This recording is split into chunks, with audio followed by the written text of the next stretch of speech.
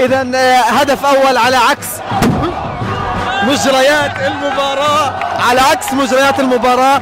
هذه ضريبة بكل تأكيد ممارسة مهنة الصحافة من داخل ملاعبنا. شكرا يا جمهور، شكرا يا جمهور، شكرا. أنا حاسس حالي عندي استشهدت. إذا هدف أول للاعب محمود النيرب على عكس مجريات المباراة. طبعا الشوط الأول كان شبابي بامتياز، ولكن من بداية الشوط الثاني استطاع فريق خدمات رفح انه يسجل الهدف الاول. طبعا اكلنا قنابل بعدين شعر راسنا، بس مش مشكلة.